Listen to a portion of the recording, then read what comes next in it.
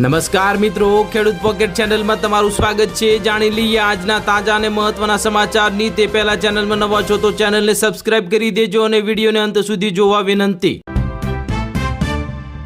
નમસ્કાર મિત્રો, સૌપ્રથમ સમાચારની વાત કરીએ તો હવે પેટ્રોલ ડીઝલની ચિંતા છોડો। નીતિન ગડકરીએ કર્યો મોટો દાવો, 25 રૂપિયાવાળા ઈંધણથી ચાલશે ગાડીઓ।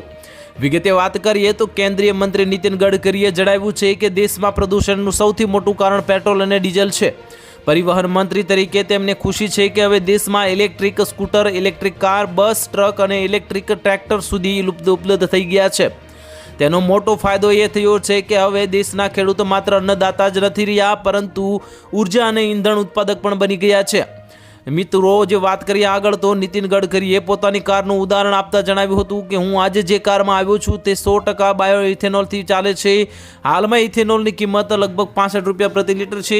ત્યારે હવે ખેડૂતોને પણ મોટી જે રાહત આપવામાં આવી શકે છે, કારણ કે તમામ વાહનો જે છે તેને ઇલેક્ટ્રિક બનાવવામાં આવી રહ્યા છે। ત્યારે હવે પ્રદૂષણ પણ હળવું થશે, જેથી લોકોના સ્વાસ્થ્યમાં પણ સુધારો થશે। તેમને જે નીતિન ગડકરીએ જે કાર લઈને આવ્યા હતા તેમાં 100% બાયો ઇથેનોલથી ચાલે છે તેવું નિવેદન આપ્યું હતું। હાલમાં ઇથેનોલની કિંમત લગભગ ₹65 સુધી પ્રતિ લીટર બોલવામાં આવી રહ્યા છે। ત્યાર પછીના મહત્વના સમાચારની વાત કરીએ તો બિલ્લી પગે આવતી મોંઘવારી, પેટ્રોલમાં 87 પૈસા અને ડીઝલમાં 91 પૈસાનો વધારો થયો। વિગતે વાત કરીએ તો ભારતમાં પેટ્રોલ અને ડીઝલના ભાવમાં ફરી વધારો કરવામાં આવ્યો છે। શનિવારે પેટ્રોલનો ભાવ 87 પૈસા, ડીઝલનો ભાવ 91 પૈસા વધ્યો હતો। તો છેલ્લા 8 દિવસમાં પેટ્રોલ અને ડીઝલના ભાવમાં ત્રીજી વખત વધારો થયો છે। મિત્રો, ડીઝલ તો હાલમાં પણ લાઈનોમાં જે લાંબી લાઈનો લાગવા છતાં પણ જે ડીઝલ મળતું નથી, અને આ પહેલા 3 રૂપિયા અને પછી 90 પૈસાનો વધારો કરવામાં આવ્યો હતો। આ નવા વધારા સાથે જ અનેક શહેરોમાં પેટ્રોલનો ભાવ ₹100 ને પાર જતો રહ્યો છે, જ્યારે કેટલાક શહેરોમાં હવે ડીઝલનો ભાવ પણ 100 રૂપિયાએ પહોંચી ગયો છે। પેટ્રોલ અને ડીઝલના ભાવ વધારા સાથે જ સીએનજીમાં પણ પ્રતિ કિલો 1 રૂપિયાનો વધારો કરવામાં આવ્યો છે। આ નવા ભાવ વધારા સાથે હૈદરાબાદ ઈંધણ મામલે દેશનું સૌથી મોંઘું શહેર છે। હૈદરાબાદમાં પેટ્રોલની કિંમત પ્રતિ લીટર ₹112.81 પહોંચી ગઈ છે, જ્યારે ડીઝલ પણ 100 ને પાર પહોંચી ગયું છે। મિત્રો, 15 મે પછી પેટ્રોલ અને ડીઝલની કિંમતોમાં આશરે 5 રૂપિયા જેટલો વધારો થયો છે, જે એક મોટા દુઃખદ સમાચાર કહી શકાય। ત્યાર પછીના મહત્વના સમાચારની વાત કરીએ તો સોનું પણ સસ્તું થયું, ચાંદી પણ ચમકી અને પીએમ મોદીની અપીલ બાદ બજારમાં હલચલ મચી ગઈ। વિગતે વાત કરીએ તો સોના ચાંદીના ભાવમાં એક તરફ ઘટાડો જોવા મળી રહ્યો છે, તો બીજી તરફ ચાંદીના ભાવમાં પહેલાની તુલનામાં વધારો જોવા મળી રહ્યો છે। તેવામાં ઇન્ડિયન બુલિયન્સ જ્વેલર્સ એટલે કે MCX એસોસિએશને નવી કિંમતોનું એલાન કરી દીધું છે। શુક્રવારે સોનાના ભાવમાં ઘટાડો જોવા મળ્યો હતો, તો બીજી બાજુ ચાંદીના ભાવમાં પણ ચમક દેખાવા લાગી છે। ઇન્ડિયન બુલિયન્સ જ્વેલર્સ એસોસિએશનના રિપોર્ટ પ્રમાણે શુક્રવારે 24 કેરેટના સોનાનો ભાવ 1,58,354 રૂપિયા પ્રતિ 10 ગ્રામ સ્તર પર જોવા મળ્યો છે। ગુરુવારના ભાવ કરતાં શુક્રવારે સોનાના ભાવમાં 593 રૂપિયાનો ઘટાડો જોવા મળ્યો છે। શુક્રવારે સોનાના બદલે ચાંદીના ભાવમાં ચમક જોવા મળી છે। 1 કિલોગ્રામ ચાંદીનો ભાવ ગઈકાલના મુકાબલે એટલે કે તેને અનુલક્ષીને શુક્રવારે 1,625 રૂપિયા જ વધુ ચૂક્યો હતો। ગુરુવારે બુલિયન્સ માર્કેટમાં સિલ્વર એટલે કે ચાંદીનો ભાવ 2,65,808 રૂપિયા રહ્યો હતો। ત્યાર પછીના મહત્વના સમાચારની વાત કરીએ તો નોકરિયાતો માટે હવે કેન્દ્ર સરકારની મોટી ભેટ, હવે મિનિટોમાં ખાતામાં આવશે પૈસા। વિગતે વાત કરીએ તો કેન્દ્ર સરકાર દેશના કરોડો નોકરિયાત વર્ગ માટે પીએફમાંથી નાણાં ઉપાડવાની પ્રક્રિયાને અત્યંત સરળ અને ઝડપી બનાવવા જઈ રહી છે। હવે ઈપીએફ ખાતાધારકો યુપીઆઈ એટલે કે યુનિફાઈડ પેમેન્ટ્સ ઇન્ટરફેસ દ્વારા જ સીધા પોતાના પીએફના પૈસા ઉપાડી શકશે। કેન્દ્રીય શ્રમ અને રોજગાર મંત્રી મનસુખ માંડવિયાએ સત્તાવાર માહિતી આપતા જણાવ્યું છે કે સરકારે આ નવી ટેકનોલોજી આધારિત સુવિધાનું સફળતાપૂર્વક ટેસ્ટિંગ પૂર્ણ કરી લીધું છે। મિત્રો, આનાથી હવે એનો ઉપયોગ દરેક નોકરિયાત વર્ગને શરૂ કરવામાં આવી શકે છે। યુપીઆઈ પિન દ્વારા જ મિનિટોમાં થશે ટ્રાન્ઝેક્શન, કારણ કે કેન્દ્રીય મંત્રીના જણાવ્યા અનુસાર નવી સુવિધા હેઠળ ઈપીએફઓના સભ્યોને તેમના ખાતામાં ઉપલબ્ધ અને ઉપાડી શકાય તેટલું બેલેન્સ લાઈવ જોવા મળશે, અને ત્યારબાદ સભ્યો પોતાના બેંક ખાતા સાથે લિંક કરાયેલો યુપીઆઈ પિનનો ઉપયોગ કરીને આ ટ્રાન્ઝેક્શન સેકન્ડોમાં જ પૂર્ણ કરી શકશે। ત્યાર પછીના મહત્વના સમાચારની વાત કરીએ તો પોસ્ટ ઓફિસની આ સરકારી સ્કીમમાં રોકાણ કરો અને ગણતરીની મહિનાઓમાં મેળવો બમણા રૂપિયા। વિગતે વાત કરીએ તો સુરક્ષિત રોકાણ અને શાનદાર વળતરની વાત આવે છે ત્યારે પોસ્ટ ઓફિસની નાની બચત યોજનાઓ હંમેશા લોકોની પહેલી પસંદ રહી છે। દરેક વ્યક્તિની ઈચ્છે છે કે તેની મહેનતની કમાણી એવી જગ્યાએ રોકાય જ્યાં જોખમ શૂન્ય હોય અને વળતર તગડું મળે। આ બાબતમાં પોસ્ટ ઓફિસની સ્કીમ્સ સૌથી લોકપ્રિય છે, કારણ કે તેના પર ભારત સરકાર પોતે સુરક્ષાની 100% ગેરંટી આપે છે. પોસ્ટ ઓફિસ કિસાન વિકાસ પર યોજનાએ જે પોતાના રોકાણકારોને નાણાં બમણા કરવાની પાકી ગેરંટી આપે છે. આ સ્કીમમાં સરકાર તરફથી વાર્ષિક 7.5% જેટલું જોરદાર વ્યાજ આપવામાં આવે છે. આ યોજનાનો મેચ્યોરિટી પિરિયડ 115 મહિના એટલે કે 9 વર્ષ અને 7 મહિનાનો છે. આ સમયગાળો પૂરો થતાં જ રોકાણકારોને તેની મૂળ રકમ કરતાં બમણી રકમ પરત મળે છે. ત્યાર પછીના મહત્વના સમાચારની વાત કરીએ તો સરકાર વધુ એક મોટો ઝટકો આપવાની તૈયારીમાં. મધ્યમ વર્ગને થશે મોટી સીધી અસર. વિગતે વાત કરીએ તો ડોલર સામે રૂપિયો સતત ઘટાડાની સાથે રિઝર્વ બેંક ઓફ ઇન્ડિયા ચિંતિત છે.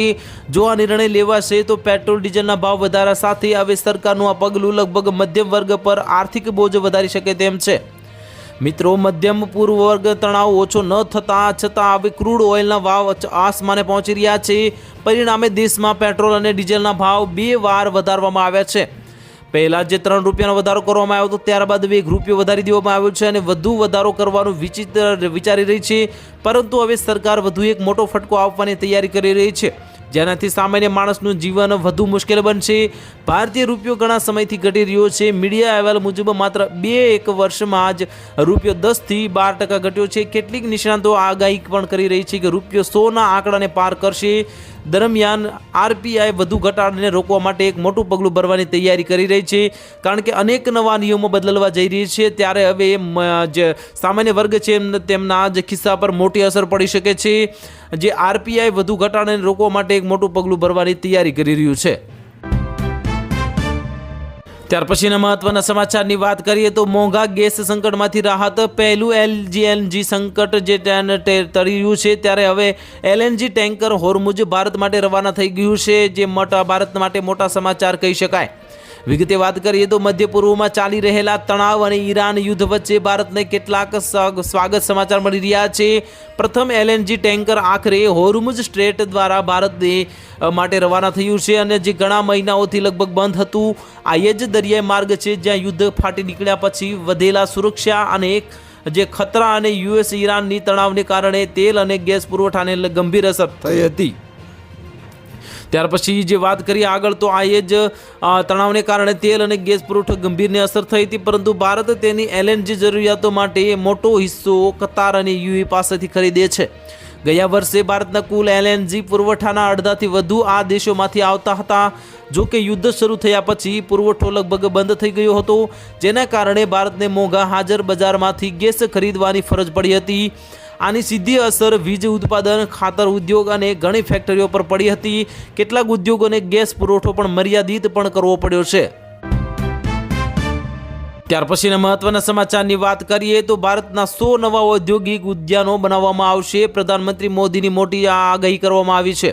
ભારત સરકારના વાણિજ્ય અને ઉદ્યોગ મંત્રાલયના હેઠળ ઉદ્યોગ અને આંતરરાષ્ટ્રીય વેપાર પ્રમોશન વિભાગે ભાવ્ય યોજનાઓના અમલીકરણ માટે વિગતવાર માર્ગદર્શિકા જારી કરી છે. આ એક મહત્વાકાંક્ષી કેન્દ્ર સરકારી યોજના છે, જેનો હેતુ દેશભરમાં વિશ્વકક્ષાના અને રોકાણ માટે તૈયાર ઔદ્યોગિક ઉદ્યોગને વિકસાવવાનો છે. સરકારના જણાવ્યા અનુસાર ભાવ્ય યોજના મેક ઇન ઇન્ડિયા અને પ્રધાનમંત્રી ગતિ શક્તિ મિશનના લક્ષ્યોને આગળ વધારવા માટે મુખ્ય ભૂમિકા ભજવશે, જેનાથી ભારત વૈશ્વિક સ્તરે સ્પર્ધાત્મક ઉત્પાદન કેન્દ્ર બનશે. આ યોજના ભૂગર્ભ ઉપયોગિતા પ્રણાલીઓ, પાણી અને ગંદા પાણી વ્યવસ્થાપન, સામાન્ય ગંદા પાણી શુદ્ધિકરણ પ્લાન્ટ, નવીનીકરણ ઉર્જા અને શ્રમ આવાસ પરીક્ષણ પ્રયોગશાળાઓ અને ડિજિટલ સિંગલ વિન્ડો સિસ્ટમ અને કૌશલ્ય વિકાસ સુવિધાઓને પણ આવરી લેશે.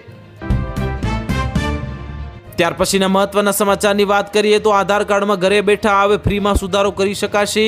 સરકારનો મોટો નિર્ણય. વિગતે વાત કરીએ તો આધાર કાર્ડ દેશના સૌ કોઈ નાગરિક માટે એક અત્યંત મહત્વનો સરકારી દસ્તાવેજ બની ગયો છે. ત્યારે આ આધાર કાર્ડમાં સમયાંતરે યોગ્ય ફેરફારો કે સુધારા વધારા કરવાની જરૂર રહેતી હશે. ત્યારે હવે સરકારી ઓફિસોનો ધક્કો ખાવા ન પડે તે માટે બિલકુલ સરળ અને વિનામૂલ્યે એટલે કે ફ્રીમાં ઓનલાઈન એટલે કે ડિજિટલ રીતે તેમાં ઘરે બેઠા સુધારા કરી શકાય તે માટે ઉત્તમ વ્યવસ્થા કરેલી છે. આ દરમિયાન લોકોની સુવિધા માટે સરકારે આધાર કાર્ડમાં વિનામૂલ્યે એટલે કે ફ્રીમાં દસ્તાવેજ અપડેટ કરવાની અંતિમ તારીખને 1 વર્ષ માટે લંબાવી દેવામાં આવ્યું છે. મિત્રો, એક રાહતના સમાચાર કહી શકાય મિત્રો, એટલે કે 14 જૂન 2027 સુધી તમે તમારા આધાર કાર્ડમાં જે બિલકુલ ફ્રીમાં અપડેટ કરાવી શકો છો. આ અગાઉ ફ્રી આધાર કાર્ડ અપડેટની સુવિધા 15 જૂન 2026ના રોજ પૂરી થઈ ગઈ હતી, પણ સરકારે સામાન્ય લોકોની સુવિધા માટે કોઈ જ ચાર્જ વસૂલ કર્યા વગર આધાર જેવા દસ્તાવેજમાં સુધારા કે અપડેટ કરવાની સમયસીમાને 1 વર્ષ માટે લંબાવવામાં આપી છે.